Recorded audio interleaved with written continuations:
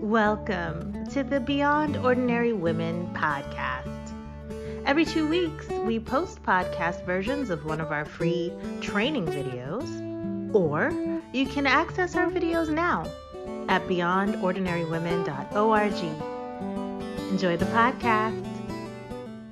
Hi, I'm Daigle of Beyond Ordinary Women Ministries. Welcome to this video series, Finding a Mentor. Our guest today is Joye Baker. Joye is the Women's Advisor and Adjunct Professor in the Educational Ministries and Leadership Department at Dallas Seminary. And we had a great conversation. The first video was about identifying your goals. And so if you missed that one, you need to go back and listen to it, because what we talked about bears on finding the right fit, which is what we're going to talk about today. Thank you for joining us, Joye. We're so glad you're here. Glad to be here. It's a great topic to be talking about with you. It really is. You know, Joye, I've worked at two different churches, and both of them had a mentoring program where women were matched together.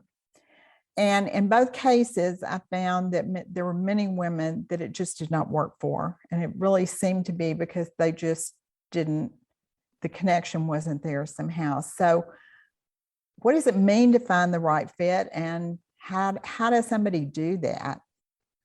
Right. You're absolutely right. There are some churches that have used kind of the matching sort of process, but that doesn't always appeal, particularly to younger women oftentimes. Certainly the very first thing that younger gal needs to do is to pray and ask God. He sees her needs. He already knows a particular woman that might meet her needs at that time. So she definitely would want to be doing that. And then in some way, if she's going to allow this to be a more organic sort of experience where she's going to meet women that she can get acquainted with to kind of know whether there might be a connection, then she's going to have to take part in things where that place her in the proximity of older women. So, as far as if hopefully she's going to a church, but if she's not, maybe this is a good time to start to maybe join a Bible study, because many of your women's Bible studies are intergenerational.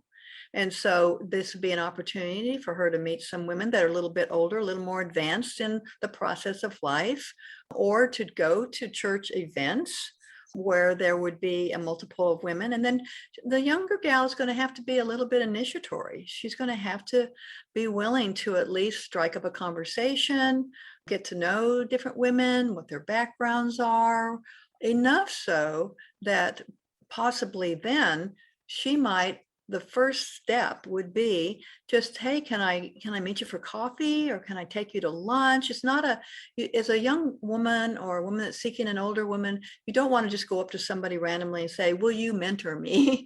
Okay. Because you don't know for sure whether that's a right fit or not.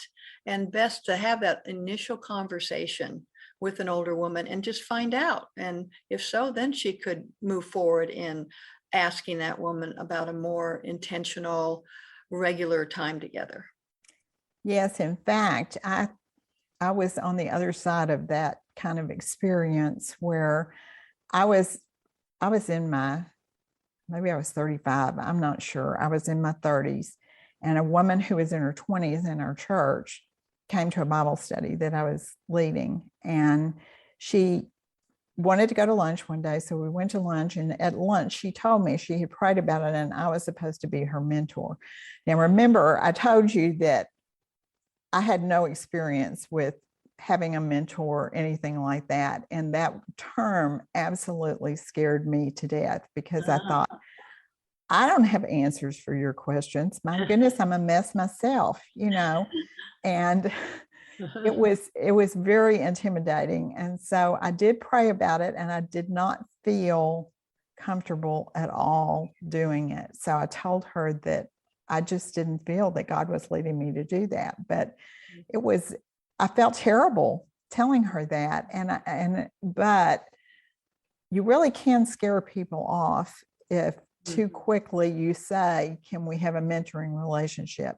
I think it's less likely if it's more of a professional mentoring or a Mhm. skill-based mentoring. If they're asking you to share some skills with them, share some ideas, leading a small group or something like that. Let's say you've never done it, you're going to lead a small group, you want somebody to talk to about it and kind of guide you along.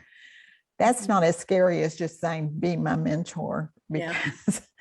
because I think that we probably could have had a good friendship, but it was just so scary to me, and I just never felt comfortable with it, if that makes sense. Sure. I think that's true even now of a lot of older women.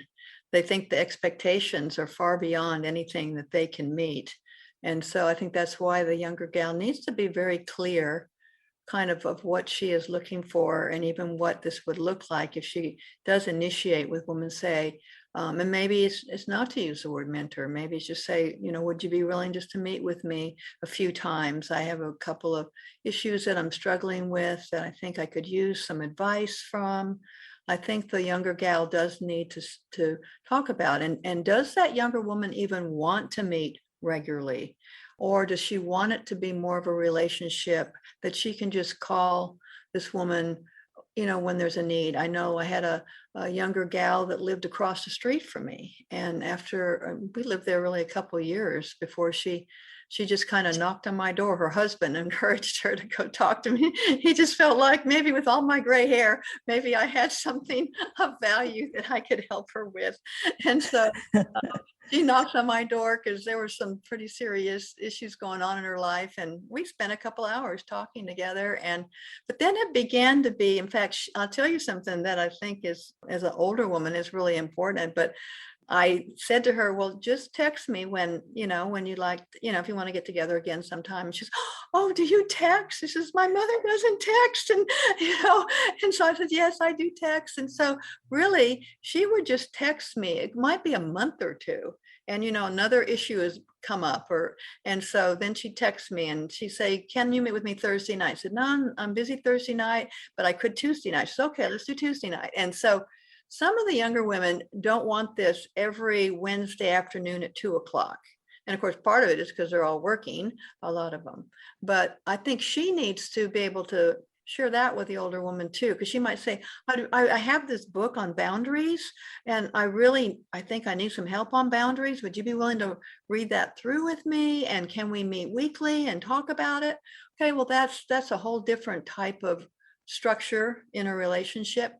I just need somebody to bounce something off of once in a while, and would love to just get to know you better. Well, and on all that's part of finding the right fit, isn't it? That you're finding a woman that can meet with you under the circumstances you want it to be. Mhm. That it's not somebody who is really upset if you have to cancel at the last minute, perhaps, or somebody who won't schedule if you want to schedule and they don't, So that's part of it. What else do you think is involved in the right fit? Well, I think that again, the main goal is going to be determining what that younger woman's need is at the time. And as we talked about in the earlier video, she needs to recognize that this is not necessarily that she's looking for a woman that's going to meet every need in her life for the rest of her life, but if she's a young mom right now, maybe she needs a mom that's a little bit farther along and could talk to her about that. So that's going to, is she older and she's an empty nester, and she is anticipating this, and she's already feeling this emotion that her youngest child is going off to college or going to work, then I think that she needs to recognize, okay, I don't need to find somebody that's 30 years old. I need to find somebody that's probably more like 45 years old and can answer that question because they launched their kids maybe 3 or 4 years ago. So I think that's a very important aspect to think about. And that can help her clarify what that fit is, and why another woman who might be a very godly woman is not a fit for her because she's never walked through the particular circumstances that she's in. Is some of it just about personality, do you think? Yeah. Oh, I think absolutely it could.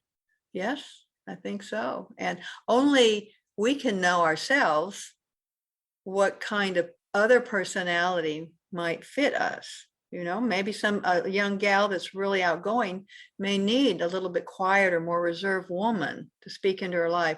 A very shy, kind of reserved kind of gal might be drawn to a woman who's a little more outgoing to kind of complement her, or they may want to find somebody that is more, like her in temperament and personality. And I think that's something we have to know about ourselves. And again, bathe the whole thing in prayer, because God knows. And it's amazing how he can connect people together once we're open. So she needs to be open to recognizing the value of an older woman speaking into her life. Right. And if personality is something that the woman wants, somebody that she really feels like we just click, when we meet, I think being in a Bible study with them or some similar thing, as you were talking about at the beginning, a group that does activities together, some sort of situation where you put yourself, where you're around a number of older women, you can discern that before you get started and pick somebody that you really do feel like you connect with before you ever approach them. So I've always felt like that was one of the best ways to find a mentor is to be around older women. Yeah, no, absolutely. I mean, it's the key probably to this whole thing. Right. Well, thank you, Joy. We are going to talk in the next video about deciding how to proceed once you found the person that you want to get as your mentor. How do you proceed? How do the two of you proceed? So we look forward to joining all of you out there then. And I want to thank Joy again for being with us. Okay, glad to be here. Thanks for listening to the Beyond Ordinary Women podcast. You can find more podcast episodes and resources for women in leadership by going to beyondordinarywomen.org. This podcast is produced by Beyond Ordinary Women Ministry. Our production team includes Evelyn Babcock, Kay Daigle, Deborah Herring, and Sharifa Stevens. Theme music, Back in Stride by Don Miller, used courtesy of Christine Miller.